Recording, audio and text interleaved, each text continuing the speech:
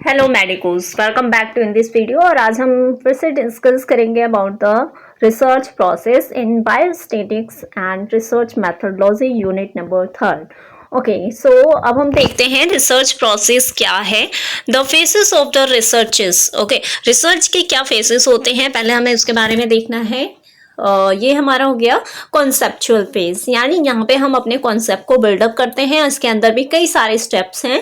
Then design and the planning of the phase, उसके बाद हमारा आता है डिजाइनिंग करना, प्लानिंग करना phase. Okay, the empirical phase, the analytical phase and then the dissemination phase. Okay, then हम first अब देखते हैं कॉन्सेप्चुअल फेज क्या है। Conceptual phase the formulating and delimiting the problems. Firstly हमें ये फॉर्मुलेट करना, ये देखना है कि क्या प्रॉब्लम्स हैं। मैंने बताया था प्रीवियस लेक्चर में कि कोई भी रिसर्च वर्क तभी स्टार्ट होता है जब हमारे माइंड में डाउट आता है। देन हम इंक्वायरी करते हैं, उसके बाद ही हम आगे प्रोसीड करते हैं। ओके, देन जब इंक्वायरी होगी तो सॉल्यूशन भी निकलेगा कहीं ना कहीं। तो इसी तरीके से हम फर्स्ट कॉन्सेप्चुअल बेस में क्या देखते हैं कि प्रॉब्लम क्या है।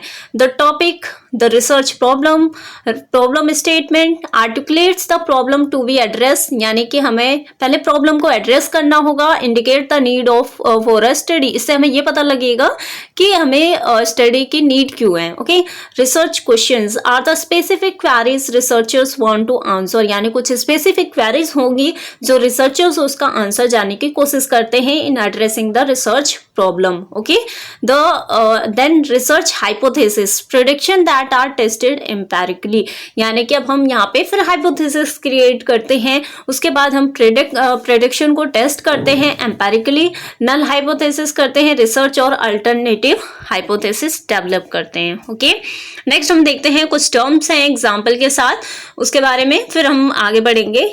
फर्स्टली हमारा टॉपिक क्या है, हम मान लेते हैं, हम देख रहे हैं कॉमनली क्या हो रहा है, side effects of the chemotherapy. हम नॉर्मली हमें पता है, हर नॉर्मल पर्सन को ये अब आइडिया हो चुका है कि कीमोथेरेपी के साइड इफेक्ट्स आते हैं। ओके, क्योंकि कहीं ना कहीं हम केमिकल से रिलेटेड बॉडी में चीजें ले रहे हैं। ओके, तो उससे रिलेटेड पहले रिसर्च प्रॉब्लम क्या है।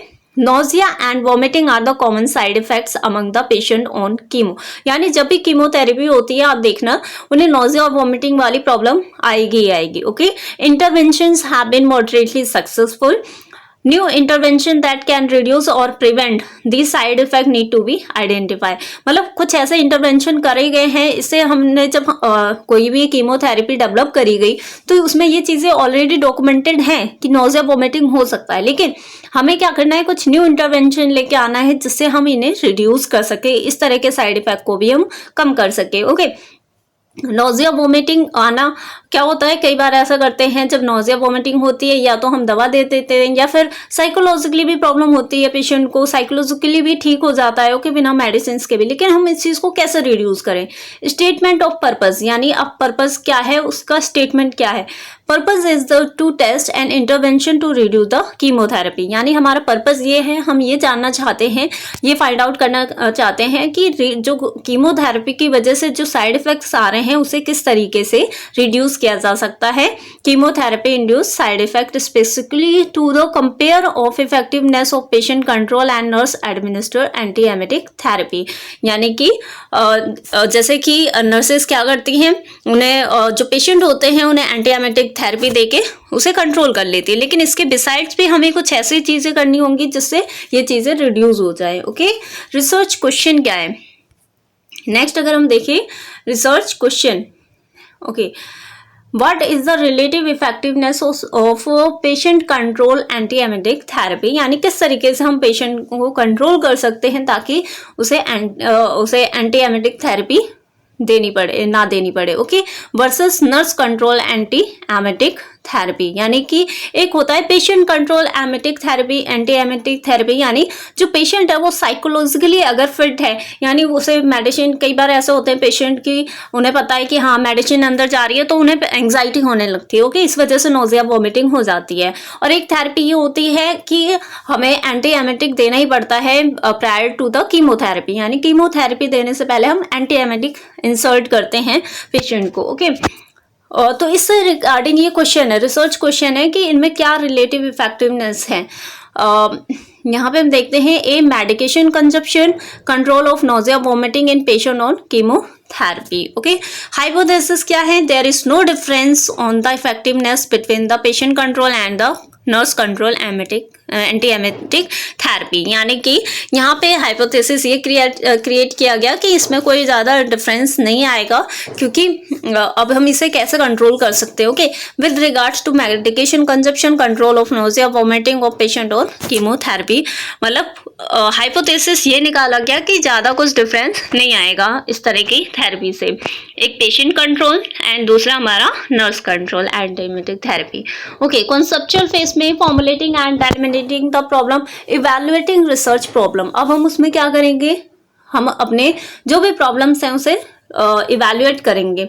सिग्निफिकेंस ऑफ द प्रॉब्लम, यानी कि जो प्रॉब्लम है उसका क्या फायदा? Research problem should have the potential of contributing meaningfully to the nurse knowledge, यानी कि ये इस तरीके का होना चाहिए कि वो उसका जो कंट्रीब्यूशन होना चाहिए मीनिंगफुल, हेल्पफुल होना चाहिए नर्स नॉलेज के लिए। रिसर्चेबिलिटी ऑफ द प्रॉब्लम, यानी कि जो प्रॉब्लम है उस पर रिसर्च किया जा सके, ये एक हमारा इवैल्यूएशन है एक तरीके से प्रॉब्लम का। ओके, टाइम क्या होनी चाहिए, टाइमिंग, कितने टाइमिंग में ये चीज़ कंप्लीट हो सकती है।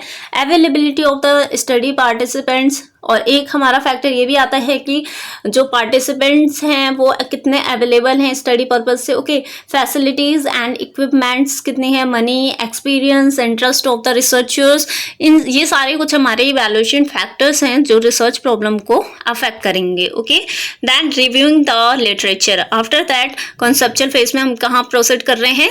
अब हम रिव्यू लिटरेचर करेंगे। लिटरेचर रिव्यू यानी कि इससे पहले हमारे वर्क से पहले कोई ऐसा हम कह सकते हैं जनरल मैगजीन में इन चीज़ों के बारे में जो भी चीज़ें डिस्कस हैं उसके बारे में स्टडी करेंगे प्रॉपर, कि इससे पहले क्या क्या इस पे वर्क हो चुका है। Okay, done to familiarize researchers with the knowledge basis, यानी कि इससे रिलेटेड और क्या नॉलेज ऑलरेडी है हमारी बुक्स में, जर्नल्स में। ओके, पर्पजेस क्या है? Orient of what is non not non regarding the topic.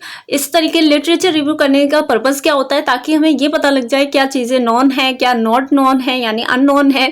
Replication of study, कहीं ऐसा ना हो हम जो स्टडी कर रहे हैं वो पहले से करके रखी गई हो तो रेप्लिकेशन हो सकता है स्टडी का, तो उस चीज़ से प्रिवेंट करने के लिए identification of relevant theoretical and conceptual framework, यानी इससे रिलेटेड और भी थियोरेटिकल और कॉन्सेप्चुअल फ्रेमवर्क का पता लगाना होता है। Assistance in interpreting study finding, और एक तरीके से हम जो प्रीवियस स्टडी हो चुकी है उसमें हेल्प करते हैं, असिस्टेंस करते हैं आगे की स्टडी कंटिन्यू करके। Okay, next sources of the literature. Literature कहाँ से सोर्स क्या है लिटरेचर के, कहाँ से हम ये चीज़ें फाइंड आउट कर सकते हैं कि ऑलरेडी चीज़ें हैं या फिर नहीं?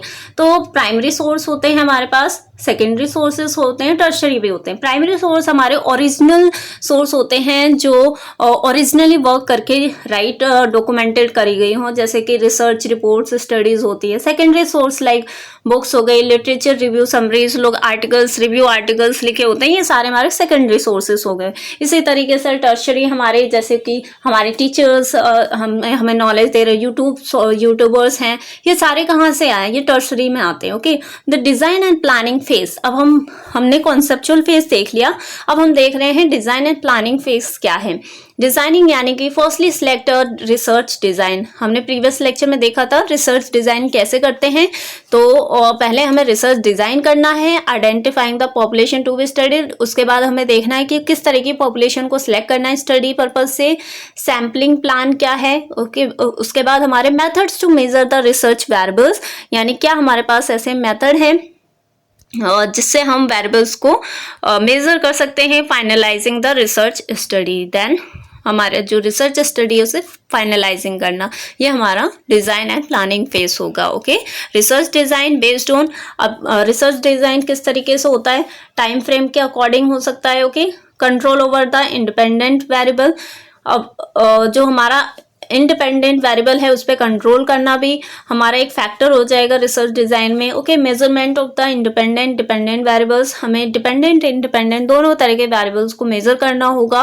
मैंने प्रीवियस लेक्चर में डिस्कस किया था डिपेंडेंट इंडिपेंडेंट वेरिएबल्स क्या होते हैं। डिपेंडेंट वेरिएबल जो इंडिपेंडेंट पे क्या होते हैं, डिपेंड होते हैं अपने जो भी डिपेंड करता है। जैसे मैंने एग्जांपल दिया था, कोई भी क्रॉप है वो रेन पे डिपेंड करती है, लेकिन रेन कभी भी क्रॉप पे डिपेंड नहीं करेगी। ओके, तो क्रॉप की प्रोग्रेस डिपेंड कर रही है रेन पे, तो रेन क्या है हमारा इंडिपेंडेंट है, पर क्रॉप हमारी क्या हो गई डिपेंडेंट वेरिएबल हो गया। ओके, टाइम फ्रेम यानी कि डिज़ाइन जो होना चाहिए, जैसे कि अगर हम क्रॉस सेक्शनल स्टडी करते हैं, फीचर क्या है क्रॉस सेक्शनल स्टडी में, data are collected at one point in a time, यानी कि जो डाटा कलेक्ट किया जाएगा एक सिंगल टाइम इंटरवल में किया जाएगा, उसके बाद उस पर कोई स्टडी नहीं होगी।